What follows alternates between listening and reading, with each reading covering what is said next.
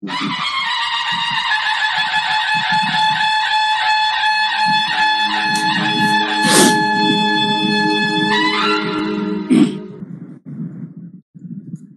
नमस्कार. जय ना.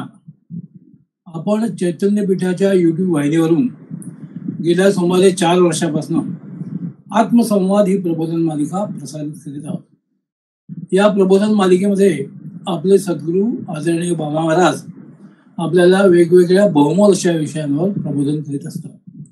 आत्मसंवादाच्या मागील पुष्पात आदरणीय बाबा महाराज म्हणाले की गेल्या पुष्पामध्ये साधारण मन्वंतरामध्ये सृष्टीमध्ये सूक्ष्मातील सूक्ष्म असे जे काही प्राणी असतील अशा जीवसृष्टीपासून आजचा मानव ही उत्क्रांती विषयक आपण अंशात्मक चर्चा केली.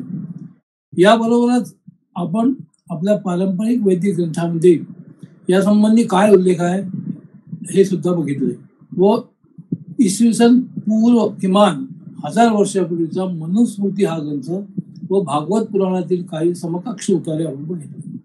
स्वयंभी मनूपासून वैवस्तर मन्वंतर हा जो कालावधीमध्ये सृष्टीची उत्पत्ती झाली. कालावधी म्हणजे टाइम स्केल म्हणजे जिओलॉजिकल टाइम स्केल. ही गोष्ट सर्वसामान्य माणसाच्या परिचयाची नसते. आपल्याला युधिष्ठिर शक वगैरे माहिती आहे. सामान्य जिओलॉजीची सुरुवातच मुळे 1 मिलियन म्हणजे 1 मिलियन इयर्सच्या पासून सुरू होते. हा सर्वात आधुनिक काळ म्हटला जातो. याला जिओलॉजिकल टाइम स्केलची गणना म्हटलं जाते. यात सर्वात आधुनिक काळ म्हणजे 10 लक्ष वर्षापूर्वीचा समजला जातो. या टाइम स्केलमध्ये सर्वात जुन्या रॉकचे जे वय आहे ते 4600 दशलक्ष वर्ष समजलं जातं. इतकं साधारणपणे पृथ्वीचं वय समजलं जातं. हा काळ काढण्याची एक वेगळी पद्धत आहे. यामध्ये युरेनियम आणि लेड जेव्हा परिवर्तन होतं त्याला हाफ लाईफ पिरियड असं म्हणतात. त्यावरून हा काळ काढला जातो. कार्बन डेटिंग ही सुद्धा एक पद्धत आहे असे आदरणीय बाबा महाराज म्हणाले. या सर्व पद्धती मागील 75 वर्षात पुढे आलेल्या आहेत.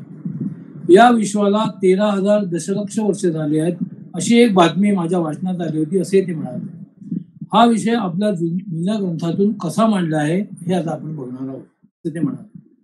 सध्याच्या काळामध्ये नॅनो टाईम म्हणजे अगदी सूक्ष्मातील सूक्ष्म कालावधी व इतक्या अब्ज वर्षाचा कालावधी इतका विचार आपण करतो. गेल्या 50-100 वर्षामध्ये पाश्चात्य शास्त्रज्ञांनी म्हटले आहे अशा पद्धतीने त्यांनी म्हटले आहे. पण आमच्या ग्रंथकारांनी काय म्हटलंय ते आपण बघू. मनुस्मृतिकारांनी त्यांच्या पहिल्या अध्यायामध्ये 65व्या श्लोकामध्ये कालविषयक माहिती सांगायला सुरुवात केली आहे व कालाचा आधार असणाऱ्या 7 मनूंचे वर्णन केले आहे. आपली कालगणना आहे ती युग, मन्वंतर आणि कल्प अशी आहे. सध्या वैवस्तर मन्वंतर सुरू आहे असे ते म्हणाले. ब्रह्मदेवाचे द्वितीय आयुष्य सुरू आहे. मनुस्मृतिकार असे म्हणतात की स्वयंभू मन्वंतरांतर 6 मनू आणि अति तेजस्वी स्वयंभू पासून निर्माण झालेल्या सृष्टीचे व त्याच्या कालावधीमध्ये संपूर्ण जग त्यांनी निर्माण करून त्याचे रक्षण केले. या मनुस्मृतीमध्ये पुढच्या काही श्लोकांमध्ये कालाची गणना कशी करायची असते याबद्दल अचूकपणे सांगितले आहे. डोळ्यांच्या पापण्या मिटताना लागणारा काळ म्हणजे निमिष असे म्हटले आहे. असे 18 निमिष झाले की एक काष्ट, 3 काष्टांची एक कला, 30 कलांचा एक मुहूर्त आणि अशा 30 मुहूर्तांची एक अहोरात्र असते. मनुष्याचा एक मास म्हणजे पितरांची एक अहोरात्र असते.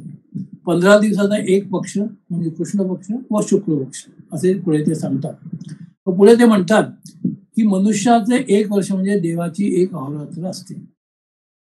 असे सांगत ते म्हणतात की देवांचे सहस्त्र युग म्हणजे ब्रह्मदेवाचा 1 दिवस व अशा रीतीने 1 महायुग म्हणजे 43,20,000 वर्ष असे त्यांनी सांगितले आहे. अशी 1000 महायुग व त्यानंतर नवीन सृष्टीची निर्मिती व्हायला सुरुवात होते. पुढे आकाश व वायू कसा निर्माण होते हे देखील आदरणीय बाबांनी सांगितले आहे व आपापासून सृष्टी निर्माण होते. अशी ही महाप्रलयानंतर पृथ्वीपर्यंत भूतांची निर्मिती होते असे ते म्हणतात. 71 महायुग म्हणजे 1 मन्वंतर. असे पुन्हा पुन्हा सृष्टीचे चक्र चालू असते. श्रीमद भागवतामध्ये तृतीय स्कंधातल्या 11व्या अध्यायातील 4था श्लोकात आपण जर तो बघितला तर एक वेगळ्याच पद्धतीचे वर्णन आपल्याला आढळतं. सूक्ष्मातील सूक्ष्म कालापासून प्रलय काळापर्यंत वर्णन यात आलं आहे. अणु परमाणु त्रिसरेणू पासून एक प्रहरापर्यंत ते कालाचे गणित व एक प्रहर म्हणजे एका दिवसाचा 1/4 भाग याबद्दल माहिती द्यावी. पुढे देवांच्या 1 दिवसापर्यंतची कालगणना पण इथे सांगितली आहे. सूर्य हा 12 राशीतून भ्रमण करीत असतो. सूर्य हा पंचमहाभूतांमध्ये तेजाचे स्वरूप आहे. श्लोक क्रमांक 22 हा अतिशय उद्बोधक आहे असे आदरणीय बाबा म्हणाले. या श्लोकात सांगितले आहे की त्रैलोक्याच्या बाहेर ब्रह्मलोकांपर्यंत 1000 चतुर्युगांचा 1 दिवस असतो व तेवढीच मोठी रात्र असते. तेव्हा ब्रह्मदेव शयन करीत असतात असे हे अद्भुत वर्णन आहे. मग भगवंताची रात्र संपली की तो नवीन कल्पाला प्रारंभ करतो. त्याच्या 1 दिन कल्पामध्ये 14 मनू होतात. 14 मनूंचे वर्णन भागवतकरांनी इथे केले आहे. प्रत्येक मन्वंतरामध्ये सप्तर्षी देवगण वगैरे राहतात व वेगवेगळी सृष्टी उत्पन्न होते. अशी ही ब्रह्मदेवाची दैनंदिन चालण्याची प्रक्रिया आहे. अशा प्रकारे हे कालचक्राचे रहाटगाडगे सतत चालत असते. याच्या पलीकडची कालगणना आपल्या ग्रंथकारांनी केली आहे असे आदरणीय महाराज म्हणाले. ब्रह्मदेवाच्या 100 वर्षाच्या आयुष्याचा उल्लेख इथे आला आहे. ब्रह्मदेवाच्या अर्ध्या आयुष्याला प्रारब्ध असे म्हणतात आणि आता दुसरा प्रारब्ध सुरू आहे असे हे अद्भुत कालावधीचे वर्णन श्रीमद भागवतात आहे. सध्या वराह कल्प सुरू आहे असे वर्णन आले आहे. 16 विकार मिळून बनलेला हा ब्रह्मांड कोश आहे. याचा विस्तार 500 दशलक्ष योजन एवढा आहे. बाहेर चारी बाजूने याला 10 पट अशी 7 आवरणे आहेत. असा या कोशाचा विस्तार आहे. यात आपली निहारिका म्हणजे गॅलेक्सी एखाद्या परमाणूप्रमाणे आहे. अशा या सागरात अशा कोट्यावधी निहारिका आहेत असे हे सृष्टीचे स्वरूप आहे असे अद्भुत वर्णन आदरणीय बाबांनी इथे सांगितले. एकूण कालगणनेविषयी आदरणीय बाबांनी इथे विस्तारपूर्वक माहिती दिली. या सर्व घटनेमध्ये एक सिक्वेन्स त्यांनी दिला आहे असे ते म्हणाले. व कोणत्या मन्वंतरामध्ये कोणता सर्ग आहे हे देखील त्यांनी पुढे सांगितले. आपण ही सर्गाची कल्पना मांडली. याचा आधुनिक काळात जिओलॉजिस्ट कसा संदर्भ लावू शकतात हे पण त्यांनी सांगितले. प्री वैदिक पिरियड हा कालावधी आहे. तो 1972.95 दशलक्ष वर्षापासून 6300 दशलक्ष वर्ष एवढा आहे. तो या कल्पाचा काळ आहे. मग स्वयंभू मन्वंतर याचा काळ 1664.50 ते 1972.95 दशलक्ष एवढा आहे. मग 1664.50 दशलक्ष वर्षापासून ते 1356.05 हा स्वारोचित मन्वंतराचा काळ आहे. मग 1356.5 दशलक्ष वर्षापासून 1074.5 दशलक्ष वर्षापर्यंतचा काळ हा उत्तम मन्वंतराचा आहे. 1447 ते 739 दशलक्ष वर्षापर्यंतचा हा जो काळ आहे तो तामस मन्वंतराचा आहे. पुढचा कालावधी हा रैवत मन्वंतराचा आहे.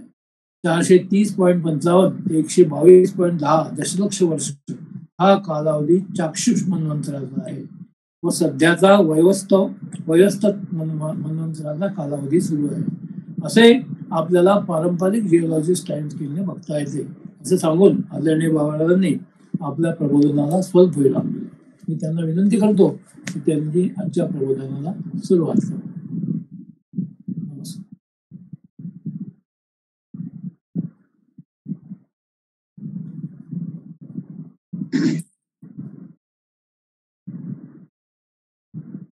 नमस्कार.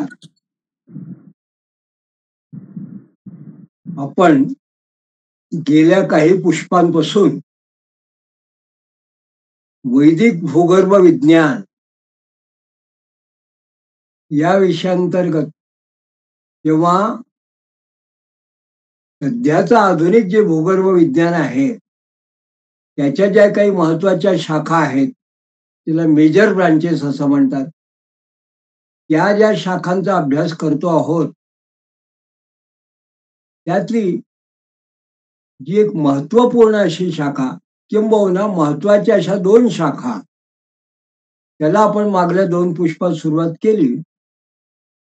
मग या शाखा कुठल्या तर आजच्या एखाद्या आधुनिक भूगर्भ विज्ञान किंवा जिओलॉजी शिकणाऱ्या मुलाला किंवा इंजिनिअरिंग जिओलॉजी शिकणारा जो सिव्हिल इंजिनिअरिंगचा मुलगा असतो, तो जेव्हा त्याला त्याचे शिक्षक शिकवतात, त्यांना जर विचारलं, त्यांच्या क्रमिक पुस्तकात जर पाहिलं, तर आपल्याला असं लक्षात येतं, की या सगळ्या बाकीच्या विषयांबरोबर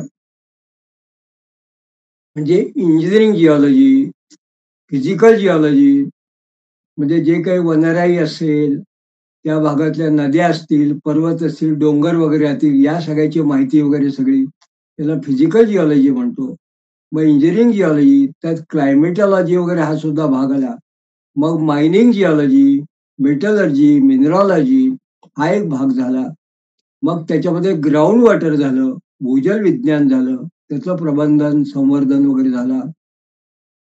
मग एन्व्हायरमेंटल जिओलॉजी म्हणजे पर्यावरण भूगर्भशास्त्र आणि त्यावर इकोजिओलॉजी म्हणजे प्रकृती विशिष्ट अशा पद्धतीचा भूगर्भशास्त्र विषयक अभ्यास आणि मेडिकल जिओलॉजी म्हणजे एक प्रकारचं वैद्यक किंवा भैषज भूगर्भ विज्ञान अशा 6 प्रमुख शाखांचा आपण परामर्श आतापर्यंत घेतल्या आणि प्रत्येक शाखेला अनुसरून किंवा त्याला उपयुक्त असे आपापल्या वैदिक ग्रंथातले उतारे सुद्धा आपण बघितले.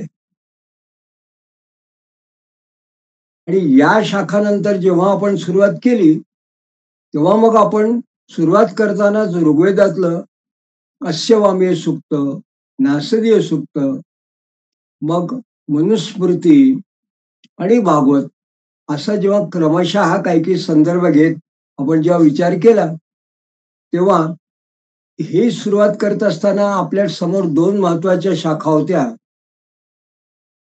त्यातल्या एका शाखेला म्हणतात स्टॅटिक ग्राफिक जिओलॉजी किंवा स्टॅटिक ग्राफी आणि दुसऱ्याला म्हणतात टेक्टॉनिक जिओलॉजी आणि historical geology. Static graphic geology याचा सरळ सरळ जर का इंग्रजी अर्थ बघितला तर स्ट्राटा म्हणजे स्तर, म्हणजे दगडांच्या जे काही आपण म्हणतो की वेगवेगळ्या शिळा असतील, मृत्तिका असतील, माती असतील किंवा वेगवेगळ्या प्रकारचे थर असतात एकावर एक जमिनीवरती.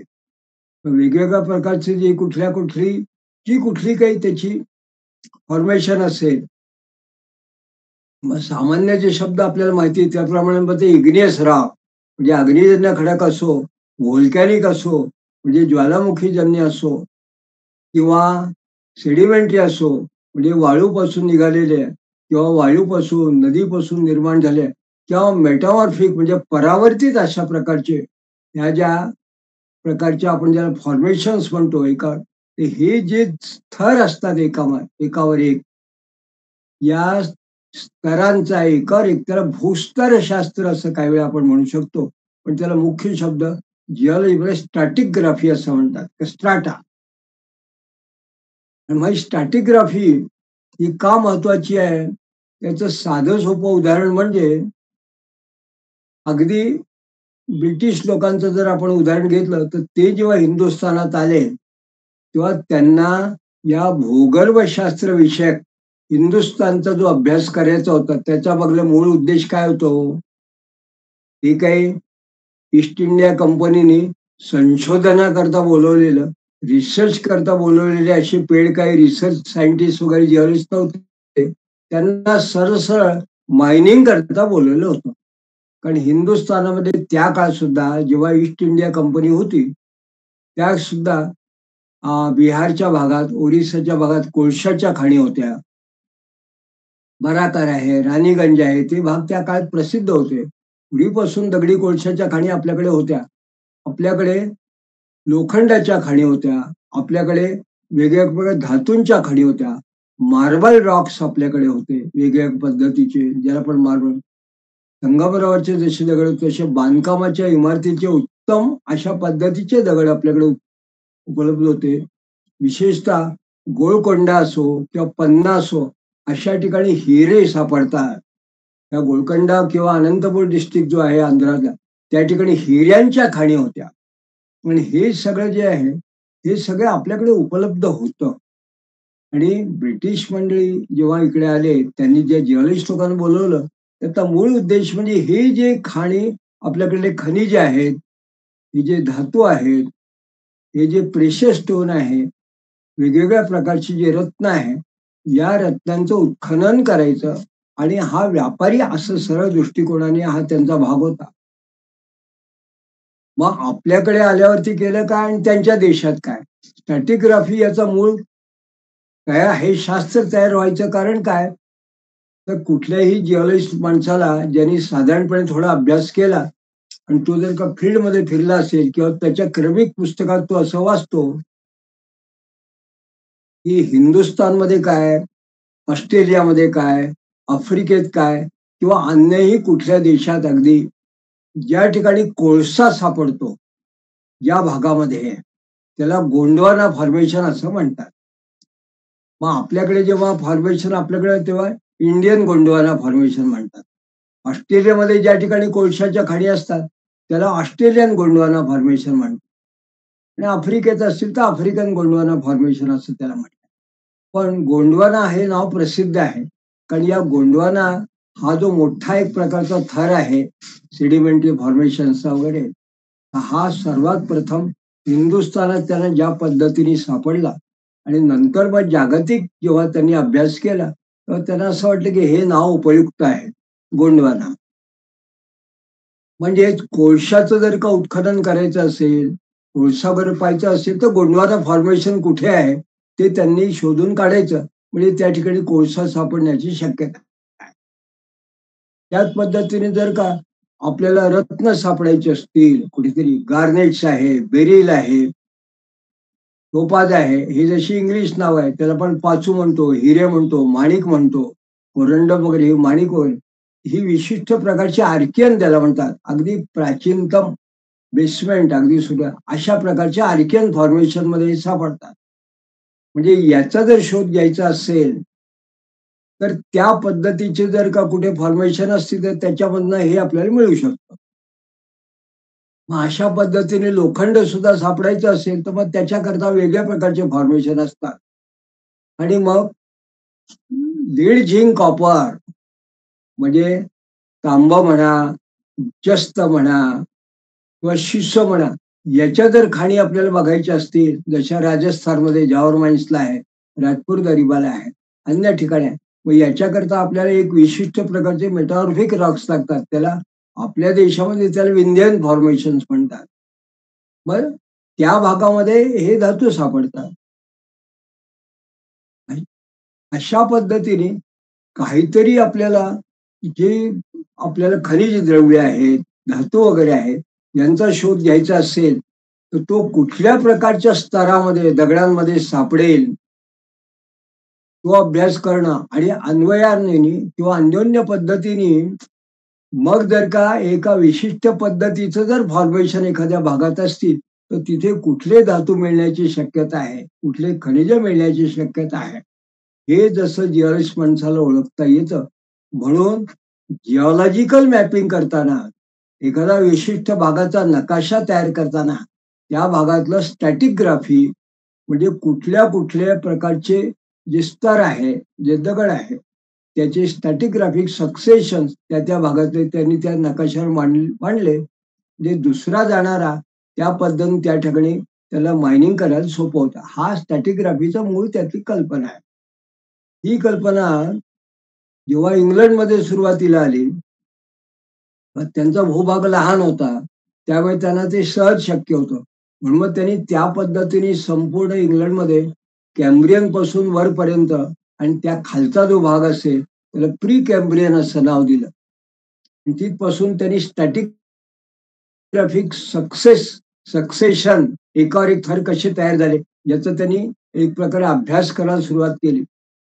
आणि मग पहिल्यांदा जेव्हा आमच्यासारखी मुलं, विद्यार्थी 50 वर्षापूर्वी जेव्हा त्यांनी अभ्यासाला सुरुवात केली, तेव्हा आम्हाला असं कळलं, की जिओलॉजी शिकायचं असेल, तर आपल्याला सगळ्यात प्राचीनतम खडक म्हणजे आर्कियन, त्याच्यावरचा जो खडक आहे, तो म्हणजे प्री कॅम्ब्रियन आणि त्याच्यावरची जी काही सिक्वेन्स असेल ती कॅम्ब्रियन, ऑर्डोविशियन, सायलोरियन, ज्युरासिक, ट्रायसिक, क्रिटेशियस वगैरे अशी सगळी इंग्लिश नावं असणारी ही त्याला माहिती असायला पाहिजे. तर या ठिकाणी एक गंमत काय आहे, ही सगळी नावं आहे इंग्लिश, ब्रिटिश किंवा युरोपमध्ये पाश्चात्य नाव. आज आमच्यासारखा जेव्हा जिओलॉजिस्ट हिंदुस्थानामध्ये फिरतो, तर तो जेव्हा शोध घेतो तेव्हा त्याला असं वाटतं की आपल्याला जो मिळणारा दगड आहे याला काय नाव द्यायचं, किंवा त्याला दुसऱ्याला जर सांगायचं असेल मग तो काय सांगतो की क्रिटेशियस ऑफ त्रिचनापल्ली, म्हणजे त्रिचनापल्ली भागात मिळणारा हा जो दगड आहे हा क्रिटेशियस आहे.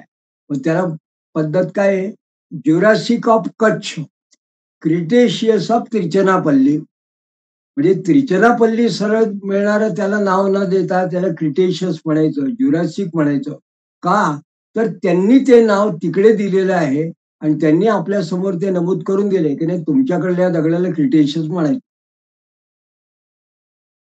तर ही सगळी जी, आणि मग त्यांनी म्हटलं तर हे वर्ल्ड स्टँडर्ड आहे. वर्ल्ड स्टँडर्ड म्हटलं ते संपूर्ण जगात जिथे ते ब्रिटिश गेले, जिथे त्यांचे सारखे लोक गेले, त्यांनी एक स्टँडर्ड स्केल तयार केला. आणि कुठल्याही देशात गेले, कुठेही गेले, की तिथे जो दगड मिळेल त्या दगडाची त्यांनी रचना बघितली, त्याचं कॉम्पोजिशन बघितलं की त्यांनी ठरवायचं की हा दगड आहे हा कॅम्ब्रियन आहे, हा दगड आहे हा कार्बोनिफेरस आहे, हा दगड आहे हा विशेषतः म्हणजे ही जी फॉर्मेशन आहे किंवा मोठा जो प्रस्तर असते शिलाखंड, एखादा मोठा भूभाग असेल तर हा पूर्ण भूभागातला जो दगड आहे हे काय, हे प्री कॅम्ब्रियन आहे, हे त्यांनी ठरवायचं. आणि त्याच पद्धतीने गेली 100 वर्ष मग भारतातला जिओलॉजिस्ट हे घोकंपट्टी करतोय. म्हणून मग आम्ही सुद्धा बोलताना सहज सांगताना असं म्हणतो की आम्ही कुठल्या फॉर्मेशन मध्ये, प्री कॅम्ब्रियन आहे. पण या सगळ्याचं वर्गीकरण कसं केलं त्यांनी, यातला एक महत्वाचा भाग असा आहे वर्गीकरण करताना, की वर्गीकरण हे 2 भागांनी होत असतं. एक तर टाइम पिरियड, गॅप. सगळ्यात जुना आहे म्हणजे किती वर्ष जुना आहे, तर साधारणपणे म्हटलं 3500 दशलक्ष वर्ष एखाद्या दगडात. हे कशावरनं ठरवलं, तर आपण याच्या आधी चर्चा केली की युरेनियम लेड 235 लेड हे जे हाफ लाईफ पिरियड त्याच्यानं बघितलं. मग त्या भागात एखाद्या थरावरती जर का दगड मिळाला आणि त्यांनी असं म्हटले की हा दगड 3000 दशलक्ष वर्ष एवढा आहे, याचा अर्थ मग ठरलं की हा जो आहे हा प्री कॅम्ब्रियन जो दगड आहे हा जवळजवळ 3000 दशलक्ष वर्षापूर्वी. आणि मग दुसऱ्या भागात जो दगड मिळाला तो पाहिला, अरे हा तर 500 दशलक्ष वर्षाचाच आहे. मग 500 दशलक्ष वर्षाचा दगड इथे आहे आणि या थरामध्ये आहे, म्हणजे मग हा 500 दशलक्ष वर्षाचा म्हणजे कुठला आहे, तर हा कॅम्ब्रियन आहे किंवा ऑर्डोविशियन. 600च्या वरती असणारे जे ते सगळे कॅम्ब्रियन, त्याच्या खालती असणारे 600 दशलक्षाच्या खालचे जे असतील ते सगळे प्री कॅम्ब्रियन, आर्कियन असं ही पद्धत होती. म्हणजे ही कालानुक्रमाने आहे. मग हे करत असताना इतके एकावर एक थर जर असतील तर मग त्या थरांचा नेमकं तुम्ही ब्रॉड अशा एक विस्तीर्ण असा विस्तारात जर का तुम्हाला, पण थोडक्यात जर हे सांगायचं असेल तर मग कसं करायचं. मग ही एक पद्धत काल निर्णयाप्रमाणे झाली. मग त्याच्यामध्ये असं झालं की एक विशिष्ट कालावधी आहे, त्याला इपॉक म्हणायचं किंवा पिरियड म्हणायचं. आणि मग ते असं म्हणायचं की हा काय आहे, हे आर्कियन पिरियड आहे. आर्कियन पिरियड म्हणजे किती, तर साधारणपणे 3000 दशलक्षापूर्वीपासून तर 4600 दशलक्षापूर्वीपर्यंतचे जे दगड असतील त्या भागातले, त्या दगडांना आर्कियन म्हणायचं.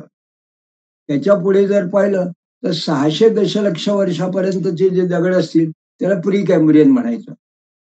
मग 600च्या पुढे मात्र पंचायत काय आहे, की काही जे दगड आहे ते 25 दशलक्ष, मग त्याला वेगळं नाव आहे. त्याच्यापुढे 10 दशलक्ष, त्यांना वेगळं नाव आहे. काही 50 दशलक्ष. म्हणजे या 500 मध्ये मात्र एक सर्वसामान्य असं नाही, अनइवन आहे. मग त्याला असं ठरवलं की आधी आपण आर्कियन एक ठरायचं, मग प्री कॅम्ब्रियन म्हणायचं, मग प्रायमरी म्हणायचं, मग सेकंडरी म्हणायचं, मग टर्शरी म्हणायचं आणि क्वार्टरी म्हणायचं. आणि मग सगळ्यात वरती जो असेल तर त्याला म्हणायचं रिसेंट. आता यातली एक गंमत बघा. गंमत कशी आहे, की आर्कियन एक प्री कॅम्ब्रियन 2, त्यानंतर प्रायमरी, सेकंडरी, टर्शरी आणि क्वाटर्नरी म्हणजे झाले 6. आणि शेवटला तो रिसेंट. 6 मुख्य विभाग झाले. त्या 6 मुख्य विभागामध्ये कालाप्रमाणे विभागणी झाली. आता हे 6 जर मुख्य विभाग विशिष्ट कालाप्रमाणे जर झाले तर आपल्याला कशाची आठवण येते? तर मला मात्र एकदम आठवलेली 6 मन्वंतरांची. 6 मन्वंतर आणि सध्या चालू असलेला शेवटला हा 7वा.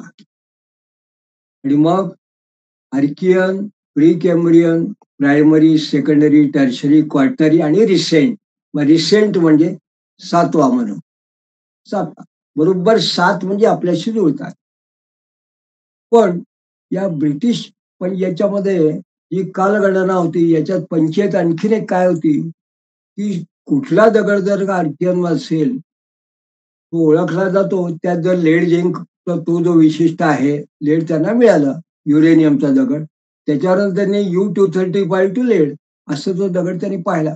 पुढे काही स्ट्रक्चरल जिओलॉजिस्टने अशी शंका व्यक्त केली की कदाचित पृथ्वीच्या घडामोडीमुळे एखादा आधीचा दगड जर वरती गेला असेल नंतर किंवा नंतरचा दगड काही कारणाने खाली आला कुठल्या तरी फॉल्टमुळे वगैरे, अशा भूकंप वगैरे आपण धरणीकंप म्हणतो त्याच्यात, मग एखादा जर अभ्यासक असेल तर त्याचा मग असं कन्फ्युजन होण्याची शक्यता आहे. असं त्याचा संभ्रम होईल की हा दगड जर का नवीन दिसतो आहे याचे जर का आयुष्य कमी दिसतंय तर हा पूर्ण मेटामॉर्फिक रॉक तर जुना आहे.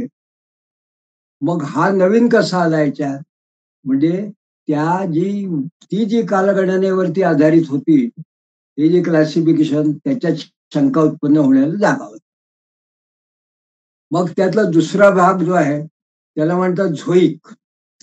झोईक म्हणजे सृष्टी संदर्भात किंवा उत्क्रांती संबंधात. आपण ज्याला म्हणतो की पृथ्वीची उत्क्रांती ही थेट अणुरेणूपासून तर मनुष्यापर्यंत.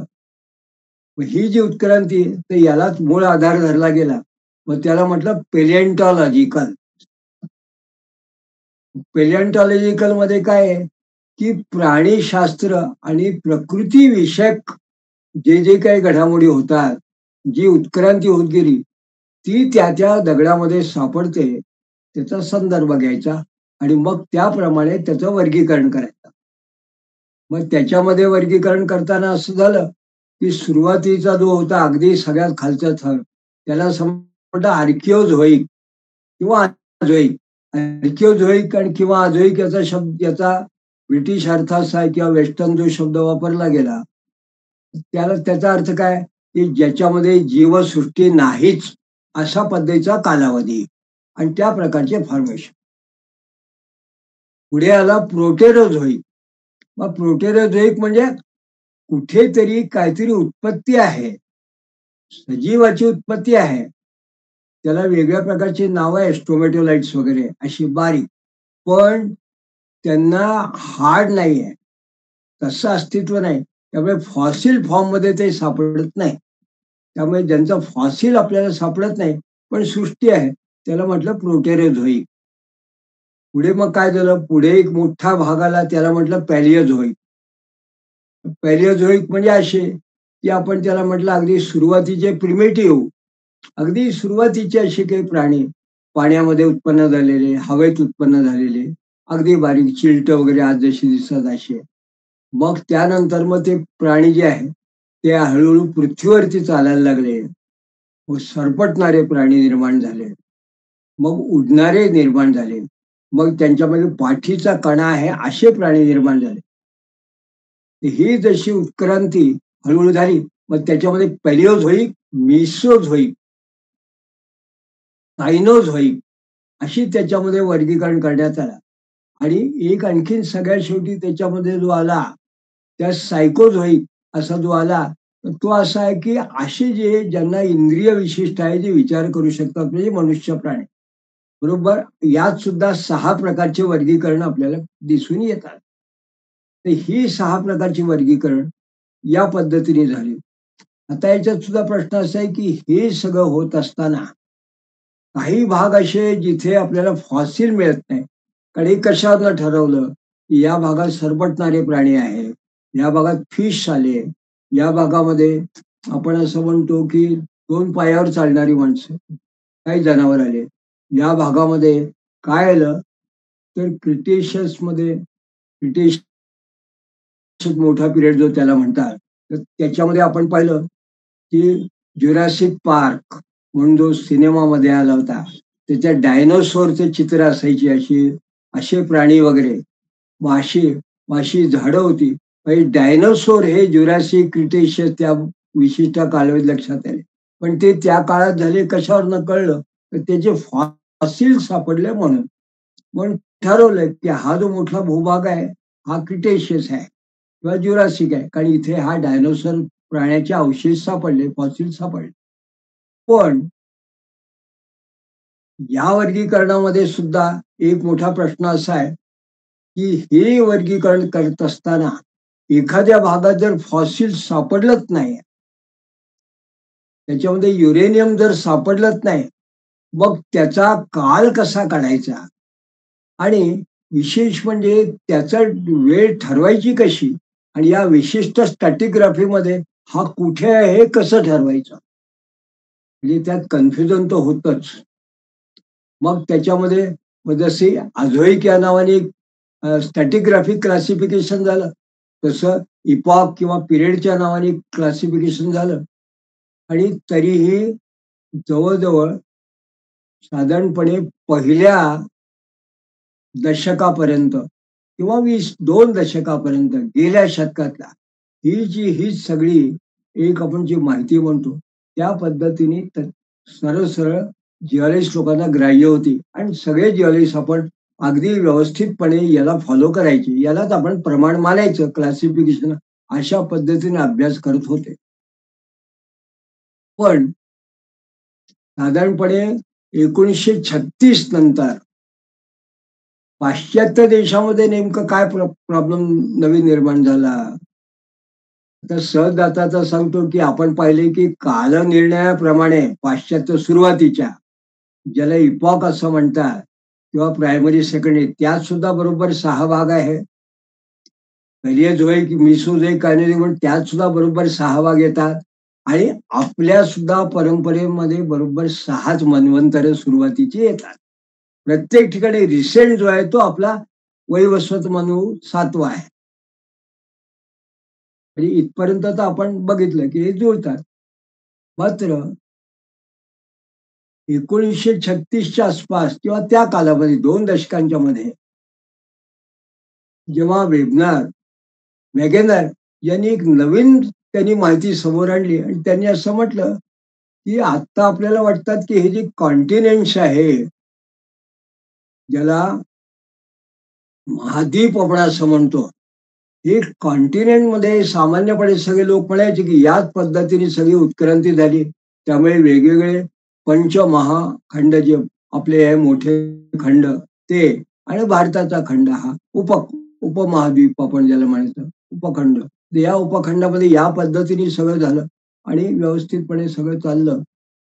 पण या खंडांमध्ये आणखीन एक महत्वाचा भाग असा लक्षात आला की या वॅगनरने असं सांगितलं की केव्हा तरी हे सगळे जे 5 वेगवेगळे खंड वेगळे दिसतात ते असे वेगळे नव्हतेच. मग ते काय होतं, ते सगळे मिळून एकच होते. एकच मोठा कुठला तरी खंड होता, एकच खंड. आणि त्याला त्यांनी नाव दिलं सुपर कॉन्टिनेंट. जे सध्या जे कॉन्टिनेंट आहे हे, तर त्यांनी असं म्हटलं की एका विशिष्ट कालामध्ये एकच कॉन्टिनेंट होता. म्हणजे पृथ्वीच्या 4ही भागामध्ये पृथ्वीचा जो गोल आपण ज्याला म्हणतो, ते एका अर्थाने 4ही बाजूनी ज्याला समुद्राच्या पाण्याने वेढलेला आहे आणि मध्ये भूभाग आहे, असा एकच अखंड भूभाग होता. याला त्यांनी नाव दिलं पॅंगिया. आणि हा जो त्याच्या आसपासचा समुद्र होता त्याला त्यांनी म्हटलं पॅन्थालिसा. इत्यादी वॅगनरची कल्पना. आणि ते केल्यावर त्यांनी सांगितलं की एका ठराविक विशिष्ट कालावधीमध्ये हा जो पॅंगिया मूळ खंड होता, हा 2 भागामध्ये विभागला गेला. ते 2 तुकडे झाले. आणि 2 तुकडे झाले, तर कसे झाले? तर एका तुकड्याला त्यांनी जे नाव दिलं त्याला त्यांनी म्हटलं गोंडवाना लँड. दुसऱ्याला अंगारका लँड, युरेशिया वगैरे असं नाव त्यांनी दिलं. आज जर का त्या वेगनरच्या पद्धतीने आणि ते सगळ्या माहितीप्रमाणे आपण जर पाश्चात्य देशातलं जे काही माहिती आहे ते जर पाहिलं, तर आपल्याला असं लक्षात येतं की भारतामध्ये गंगा सिंधूचं जे खोरं आहे, इंडो गँगेटिक प्लेन, ज्याच्या दक्षिणेकडला जो भाग आहे आपल्याकडे, हा दक्षिणेकडला जो भाग आहे तो गोंडवाना लँड आहे. आणि हिमालयाकडला जो भाग आहे, तो जो भाग आहे तो अंगारका लँड, युरेशिया वगैरे तो भाग आहे. याला मग पुढे ब्रिटिशांनी नव्हे तर आपल्याही लोकांनी आधी असं म्हटलं होतं की आपल्याकडे सुद्धा 3 भागामध्ये आपल्या भारताची त्यांनी केलं आहे विभागणी. पण ब्रिटिश लोकांच्या वेळेस जे इंग्लिश आहे त्याच्यामध्ये त्याला असं म्हटलं गेलंय की आपल्या इकडल्या भागाला पेनिन्सुला असं म्हटलं, मधल्या इंडो गँगेटिक प्लेट, आणि हिमालयच्या भागाला एक्स्ट्रा पेनिन्सुला असं म्हटलं. हे आपल्याला याकरता मुद्दाम लक्षात ठेवायला लागेल की पेनिन्सुला म्हणजे आपण राहतोय तो साधारणपणे गंगेच्या दक्षिणेकडला भाग, किंवा उत्तर भारताच्या, उत्तर प्रदेशच्या दक्षिणेचा भाग, जिथून दिल्ली मथुरा पासून जिथून विंध्यन पर्वत, अरावली पर्वत, देहली वगैरे सुरू होतो तो दक्षिणेकडे भाग, त्याला पेनिन्सुला असं म्हटलं. आणि ही घडामोड जेव्हा झाली तेव्हा मूळ काय होतं, एक पॅंगिया होता, त्याचे 2 तुकडे झाले. पुढे प्रत्येक जे 2 तुकडे आहेत त्यांचे आणखीन तुकडे झाले. आणि मग मात्र जो भारताचा भाग होता, आपण त्याला भारताचा म्हणावं कारण त्याला गोंडवाना लँड आहे असं नाव दिलं. पण गोंडवाना लँड म्हणजे आपला नागपूर आणि या मध्य भागातला, महाकौशल भागातलं जे गोंड आहे, गोंडवाना भाग आहे, तेच नाव त्यांनी बरोबर घेतलं. कारण तिथे सगळ्यात प्राचीनतम, सगळ्यात जुन्या अशा प्रकारचे आर्कियन रॉक्स या भागात सापडतात. आणि गोंडवाना कोलफिल्डही त्या भागात आहे. पण त्याचे पुढे जेव्हा शकलं झाले एक एक भागाचे, तर मग आपल्या जो मूळ गोंडवाना लँड होता त्याचा एक भाग तुकडा गेला, तो त्याचा ऑस्ट्रेलियाचा काही भाग बनला, काही भाग आफ्रिकेचा बनला, काही साऊथ अमेरिकेचा बनला, काही मॅडागास्करचा झाला, सिलोन सारखा झाला. आणि तिकडला जो भाग होता त्याचा मग उत्तर अमेरिका झाला, युरोप झाला, बाकी तिकडला सगळा भाग झाला. असे 2 तुकडे झाले. ही जेव्हा त्यांनी कल्पना मांडली तर त्याच्यामध्ये साधारणपणे जिओलॉजिस्ट लोकांचं जे तेव्हाचे अभ्यासक होते त्यांच्या 2 तट पडले.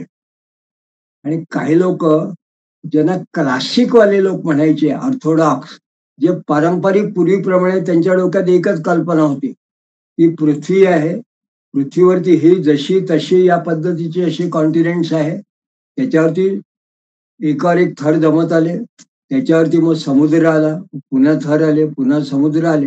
ही त्यांची मूळची ॲज इट इज जी कल्पना होती ती कल्पना त्यांची ब्रेक झाली, नामशेष झाली. पण हळूहळू ही जी कॉन्टिनेंट आहे, ज्याला आपण असं म्हणतो कॉन्टिनेंटल ड्रिफ्ट थ्योरी, असं त्या थ्योरीला त्यांनी नाव दिले वेगनरला. ती आज बहुतेक सर्वसामान्य माणसाला माहिती आहे. पण त्यांना कॉन्टिनेंटल ड्रिफ्ट थ्योरी एवढं माहिती आहे, पण प्रश्न असा आहे की हे ड्रिफ्टिंग का होतं, ड्रिफ्टिंग का झालं, मूळचा जो पॅंगिया होता त्याचं ड्रिफ्टिंग मूळचं का झालं, तर हे करत असताना, अभ्यास करताना मग एक विल्सन नावाचा एक ग्रस्त पुढे, मग त्यांनी पुढे शोधून काढलं. तर त्यांनी असं म्हटलं की त्यांनी प्लेट टेक्टॉनिक थ्योरी, त्यांनी सांग की मुळामध्ये अशा काही जमिनीच्या खाली सुरुवातीला पृथ्वीवरती प्लेट अशा उत्पन्न झाल्या आणि एकदम पाण्यावरतीच असं पृथ्वीचा थर हा निर्माण झालेला नाही जो आपण बघतो तो. 4600 दशलक्ष वर्ष जरी असेल तर तो एकदम झालेला नाही. तर त्याच्या खाली 100 किलोमीटर अगदी अंतरा इतक्या प्लेट्स आहे. ज्याच्यावरती हे सगळं कॉन्टिनेंट्स आहे आणि समुद्रही आहे. मग त्याला त्यांनी म्हटलं प्लेट्स. आणि अशा 8 प्लेट त्यांनी असं म्हटलं. आणि काही आणखीन मायनर प्लेट आहे. तर 12 प्लेट सुद्धा लहान-लहान अशा प्लेट आहेत. तर त्याला त्यांनी म्हटलं प्लेट्स आहे. आणि त्यांनी असं म्हटलं, की या प्लेट्स आहे, या फिरतात हळू-हळू. या जेव्हा फिरत असतील, तेव्हा त्या जेव्हा एकमेकांच्या जवळ येतात, तेव्हा अशा प्रकारचे ड्रिफ्टिंग अशा पद्धतीचे 2 तुकडे होणं किंवा पर्वत तयार होणं, अशा प्रकारच्या घडामोडी होत असतात. आणि अशाच घडामोडीमुळे या प्लेटच्या जवळ येण्यामुळे काही वेळा भूकंप होतात, अर्थक्वेक होतात.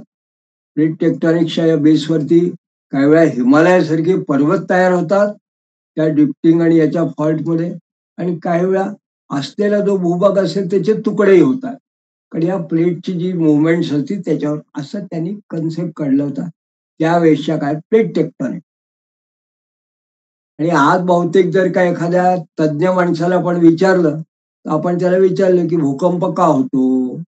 या फॉल्ट वगैरे याला कारण काय आहे? काही वेळेला ज्वालामुखीच्या उद्रेकाला कारण काय? तर त्यांच्यासमोर साधारणपणे असं ते म्हणतात, ते plate tectonic movements of plate हे एक त्याला कारण आहे. कारण बव्हंशी बहुतेक लोकांनी ते ॲक्सेप्ट केलं. आज मला या ठिकाणी आपल्याला असं सांगायचं आहे, की 86 मध्ये एक पुस्तक प्रकाशित झालं. 86 मध्ये. त्या पुस्तकाचं नाव होतं theory of sheet movement. Theory of theory of sheet tectonic movement. Sheet movement क्षमस्व theory of sheet evolution of continent. त्याला शीट मूव्हमेंट हा सामान्य शब्द आहे. पण theory of sheet evolution of continent असा काहीतरी विथ मॉर्फोस्ट्रक्चरल रेफरन्स असं त्या पुस्तकाचा मुळामध्ये त्याला शीर्षक होतं. तर त्यांनी काय म्हटलं, त्या ग्रंथकारांनी असं म्हटलं होतं, की हे प्लेट टेक्टॉनिक जरी असेल, या प्लेटमुळे हे सगळं जर का हा जो पॅंगिया आहे, याचे जे ड्रिफ्टिंग होत आहे, 2 तुकडे होतात आहे, तर याला कारण फक्त प्लेट टेक्टॉनिक नसून त्याच्यामागे दुसरं कारण आहे. त्याला त्यांनी म्हटलं एक्सपांडिंग अर्थ. म्हणजे एक्सपांडिंग म्हणजे जसं हळूहळू एक्सपान्शन होतंय, फुगा जसा हळूहळू फुगत जातो, अशा पद्धतीने हे पृथ्वीचं जसं गोल आहे, पृथ्वी ज्याला भूगोल असं म्हणतो आपण, हा हळूहळू त्या फुग्यासारखा फुगतो आहे. हा फुग्यासारखा फुगतो आहे. हा फुग्यासारखा फुगत असल्यामुळे जेव्हा त्याच्यामधले काही अंतर असतील, जे वरचे त्याचे थर असतील, त्यांना तो ताण जेव्हा सहन होत नाही, तेव्हा ते दूर जेव्हा फेकले जातात, त्यामुळे क्रॅक्स फॉर्म होतात. त्या क्रॅक्सचा परिणाम म्हणून या पद्धतीचे कॉन्टिनेंटल ड्रिफ्टिंग होतं. त्याच्यामागे त्या ग्रंथकारांनी उदाहरण दिलं नव्हे तर प्रमाण दिलं होतं. हे असं का? तर त्याने असं सांगितलं होतं, की ज्या अभ्यासकांनी ही एक्सपान्शन थ्योरी समोर आणली, त्याने असं म्हटलं, की इतक्या वर्षापूर्वी साधारणपणे त्यांनी गणित पाहिलं, की पृथ्वीच्या टोकावर पृथ्वीच्या सरफेसवरती असणारे, पृष्ठभागावर असणारे 3 विविध देशांचे 3 भूभाग जे आहे, त्यांच्यातलं अंतर इतक्या वर्षापूर्वी एवढं होतं. आता गेल्या 100 वर्षात ते अंतर इतकं वाढलेलं आहे. 1000 वर्षापूर्वीचं अंतर जर गणिताने काढलं, तर ते इतका फरक पडला आहे. म्हणजे त्यांनी सरळ सांगितलं, की या पद्धतीने हा भूभागच जवळ मोठा होत गेल्यामुळे हे अंतर वाढायचं तेच कारण, अन्यथा हे अंतर वाढायचं कारण नाही. तर याला म्हटलं एक्सपांडिंग थ्योरी. आता ही एक्सपांडिंग थ्योरी म्हटल्यावरती त्यांनी सांगितलं, की ही जशी एक्सपांडिंग थ्योरी अशी वाढली, तर त्यामुळे तो जो काही पेंगिया वगैरे असेल ते, तर त्याच्यामध्ये ते ज्वालामुखीमुळे खालून निघणारं किंवा ज्याला मॅग्मा असं म्हणतात, तरल द्रव्य जे पृथ्वीच्या पोटात असतं, ते जेव्हा अशा पद्धतीने वर येतं, त्याच्या साहाय्याने एक जो मुळामध्ये पेंगिया वगैरे होता, त्याच्यावरती जणू काही एखादी पत्ते किंवा ब्रेडच्या स्लाइस असतात ते जसे वेगवेगळ्या दिशेला पसरावे अशा पद्धतीने एक एक तुकडा एक एक तुकडा एक एक तुकडा वेगवेगळ्या दिशेला भरकटत गेला वरती वाढत आल्यामुळे, आणि अशा पद्धतीने हे कॉन्टिनेंट्स तयार झाले. अशी त्यांनी एक वेगळी थ्योरी मांडली. त्याला म्हटलं कॉन्टिनेंटल ड्रीप थ्योरी. ही शीट मुवमेंटच्या आधाराने शीट, त्याला सुद्धा टेक्टॉनिक म्हटलं जातं.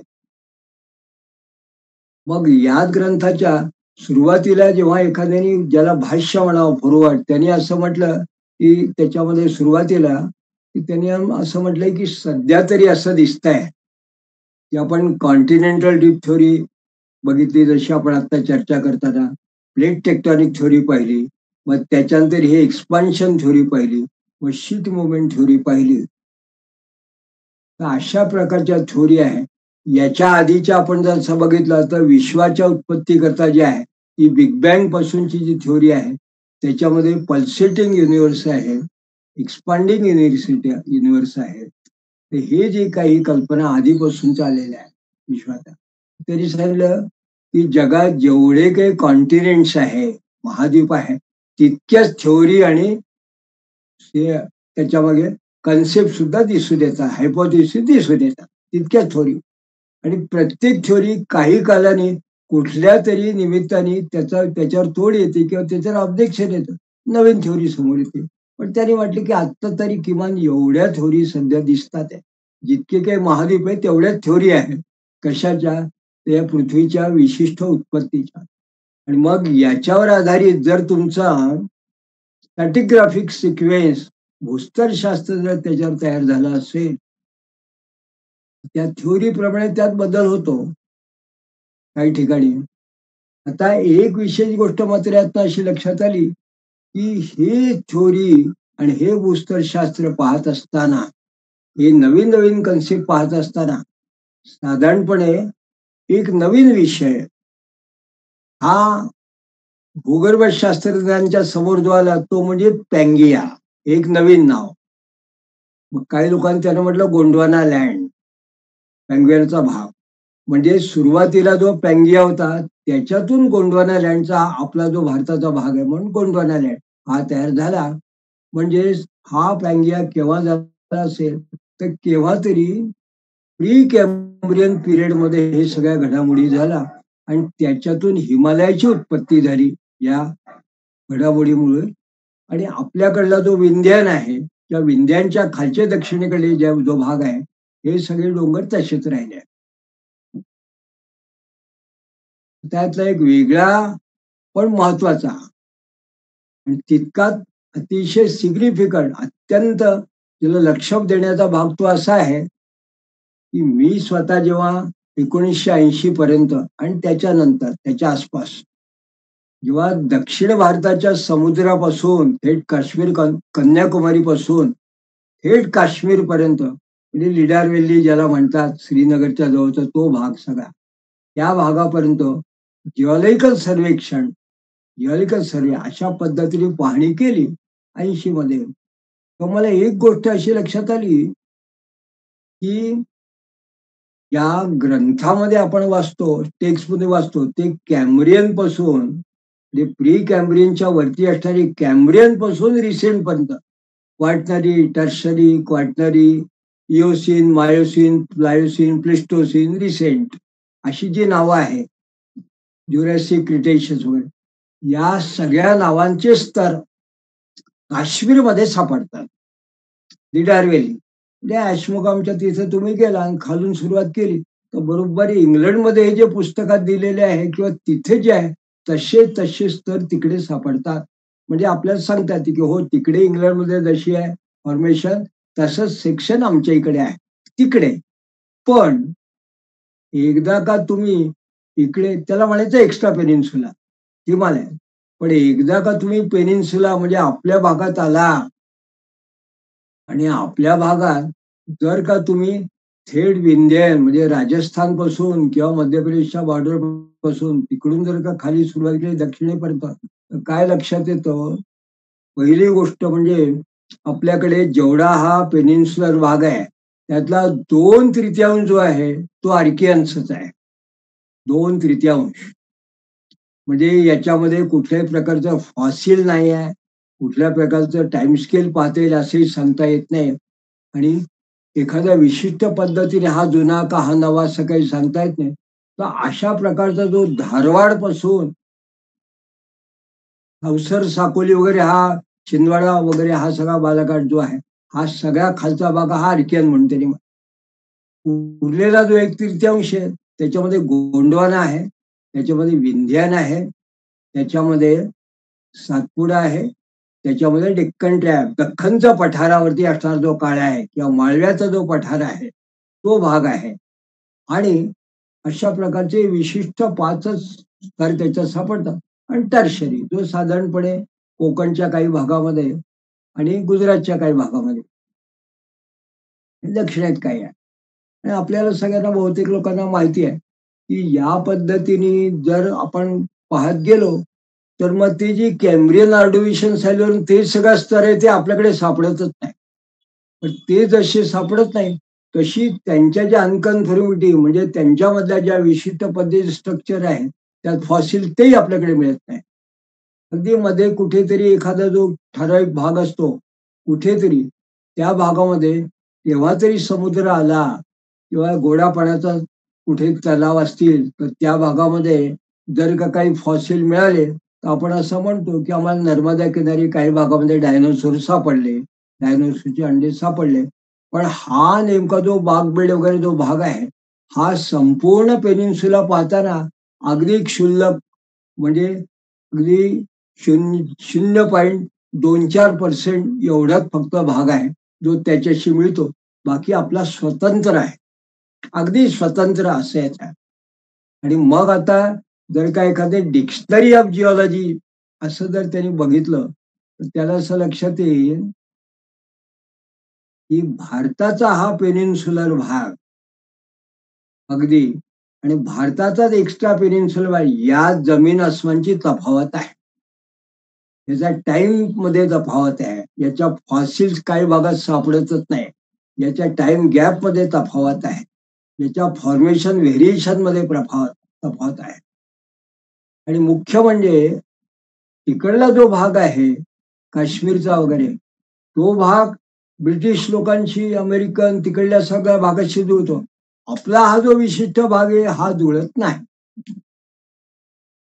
आता हा भाग झाला तर हा महत्वाचा भाग आहे म्हणजे वी आर समथिंग डिफरंट.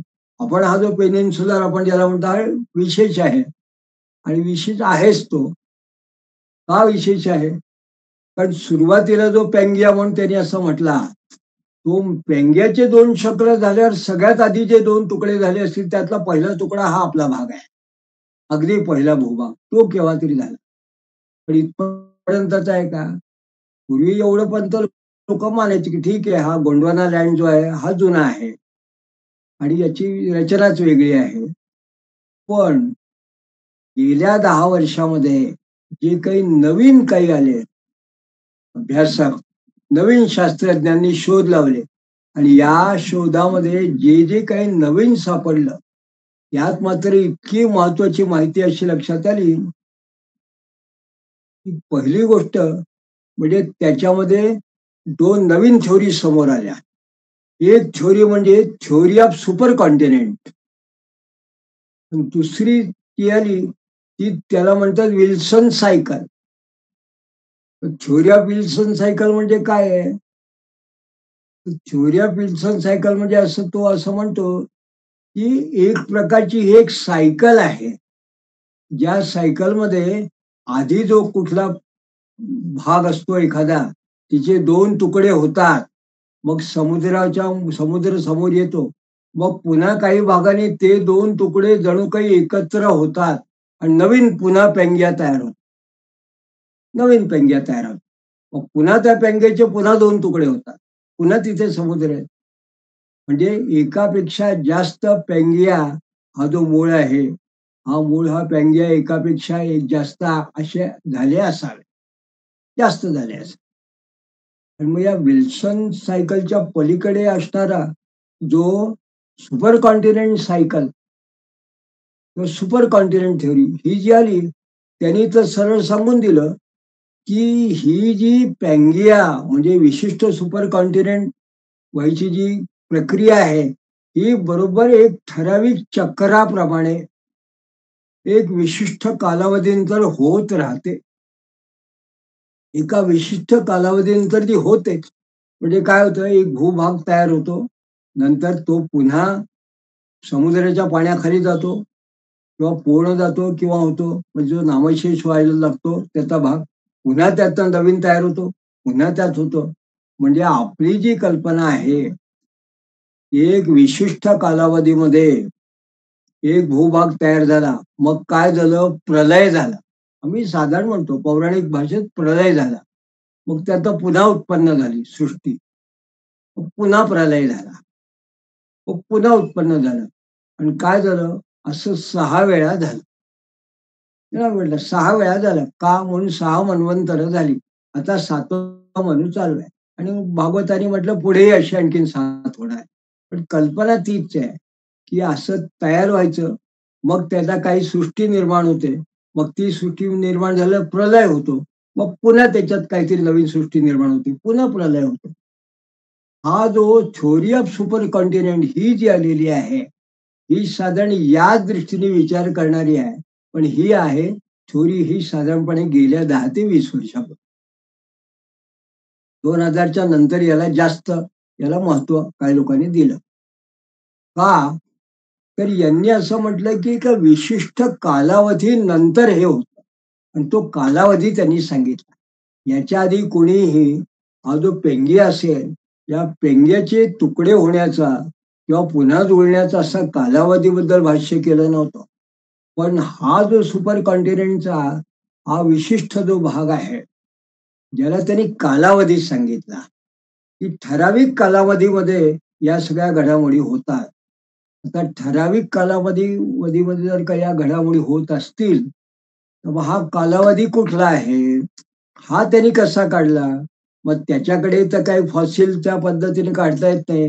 हा ज्या वैज्ञानिकांनी ही सुपर कॉन्टिनेंटची कल्पना आणली, मग त्याच्याकडे तो युरेनियम वगैरे काही म्हणत नाही काय. मग त्यांनी एक नवीन शब्द दिला.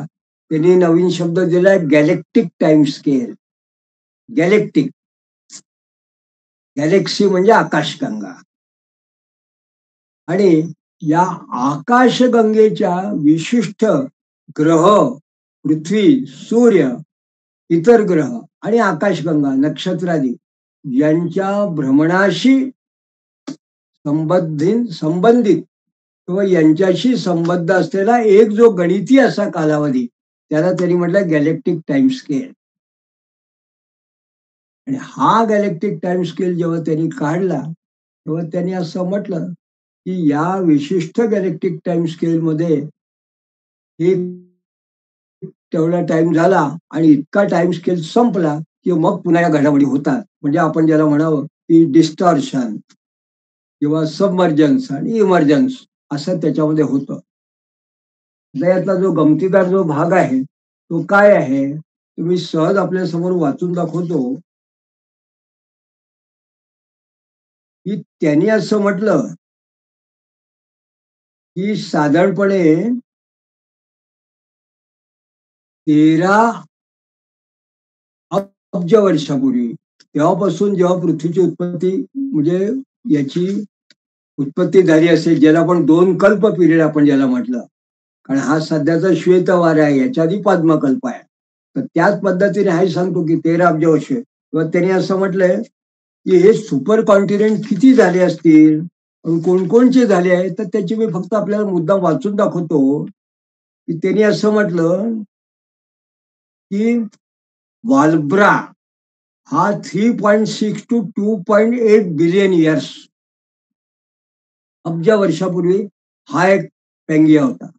मग युआर साऊथ आफ्रिका, इंडिया हा 3 अब्ज वर्षापूर्वी. मग केनोर त्यांनी म्हटला केनोर लँड हा 2.7 ते 2.1 बिलियन इयर्स अब्ज वर्ष. मग कोलंबिया जो त्यांनी म्हटला, तो त्यांनी म्हटला 1.8 ते 1.5 बिलियन इयर्स पूर्वी.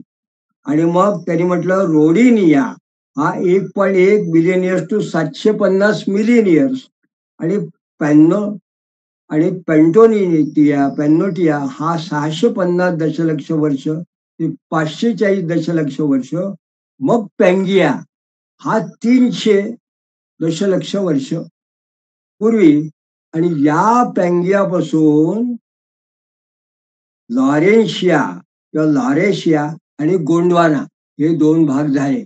म्हणजे तो जो वॅगनारचा कॉन्टिनेंटल जो पॅंगिया आहे, त्याच्या आधी इतके सुपर कॉन्टिनेंट होऊन गेले असं याचं म्हणणं आहे. हा जो आहे लॉरेशिया आहे, याला म्हणतात मॉडर्न युरेशिया, म्हणजे युरोप आणि एशिया आणि नॉर्थ अमेरिका. आणि गोंडवाना जो भाग आहे त्याच्यामध्ये Africa, south America, India, Australia आणि अंटार्क्टिका. आणि हे सगळे त्यांनी अभ्यास बरोबर करून त्यांनी काढले. आता आपण याचा फार विचार करत नाही, पण ते म्हणतात की अशा पद्धतीचे सुपर कॉन्टिनेंट जे तयार झाले, तर हे सुपर कॉन्टिनेंट तयार होत असताना त्याचा पुढचा जो संशोधक आहे त्यांनी सांगितले की याचा एक विशिष्ट अवधीमध्ये हे तयार होतात आणि डिस्पर्शन होतात. मग किती अवधीमध्ये? तर त्यांनी असं म्हटलं की हा अवधी कसा काढायचा, अवधी कसा काढला असेल या दोन सुपर कॉन्टिनेंट किंवा पेंगियाच्या मधला कालावधी काढण्याकरता. त्याने असं म्हटलं की सूर्याला आकाशगंगेत एका विशिष्ट केंद्राभोवती फिरताना आणि भ्रमण करणाऱ्या कालावधीला ब्रह्मांडीय वर्ष, कॉस्मिक इयर किंवा आकाशगंगा किंवा गांगेय इयर म्हणजे गॅलेक्टिक इयर असं त्यांनी म्हटलं आहे. आणि त्याला म्हणजे आपला जो सूर्य आहे, हा सूर्य आपल्या सगळ्या पृथ्वी सकट सगळ्या नवग्रहांना घेऊन जेव्हा या संपूर्ण आकाशगंगेला भ्रमण करतो, तेव्हा या विशिष्ट भ्रमण जी कक्षा आहे त्याची, याच्या कालावधीला त्यांनी गांगेय वर्ष किंवा गॅलेक्टिक इयर असं म्हटलं आहे. आणि हा काल किती आहे? तर हा जो काल या शास्त्रज्ञांनी जो असं म्हटलं आहे, त्याला त्यांनी असं म्हटलंय, हा काल आहे 225 दशलक्ष वर्ष. 225 दशलक्ष वर्ष हा कालावधी म्हटलाय. आता आपण एक कल्पना करा की आतापर्यंत अशा पद्धतीने साधारणपणे 6 असे गॅलेक्टिक जे काही इयर असेल त्याच्यामध्ये 6 आपण जे म्हटलं की पॅंगिया असे झाले. आणि सगळ्यात शेवटी नंतर हा जो आहे किंवा त्याच्यानंतर हे आता सध्याचे कॉन्टिनेंट दिसत आहे तुकडे. म्हणजे आपण धरून चाललोय की आज आपल्याला दिसतंय हे 7व्या मन्वंतरातील किंवा 4थ्या-5व्या मन्वंतरामध्ये काही 6व्या असावं. पण हा जो शास्त्रज्ञ आहे हा असं म्हणतो की 225 दशलक्षानंतर ही घडामोडी होत असतात. आणि त्यांनी त्यांनी या गॅलेक्टिक पिरियड वरून त्यांनी मग गणित काढलं आणि त्यांनी असं म्हटलं की जो महाविस्फोट झाला, मूळ महाविस्फोट ज्याला बिग बँग म्हटलं, तो 61.32 गॅलेक्टिक वर्ष, व आकाशगंगेची निर्मिती आहे ती 54 गॅलेक्टिक इयर. याला या ठिकाणी गॅलेक्टिक इयर म्हणत, दशलक्ष गॅलेक्टिक इयर त्यांनी असं म्हटलं आहे. म्हणजे 225 दशलक्ष गुणिले 54 इतके वर्षापूर्वी आकाशगंगेची निर्मिती. व सूर्याचा जन्म हा 20.44 गुणिले 225 दशलक्ष म्हणजे 20.44 गॅलेक्टिक इयर्स. महासागरांची निर्मिती ही 17-18 म्हणजे 3937 दशलक्ष वर्ष त्याच्या गणिताप्रमाणे.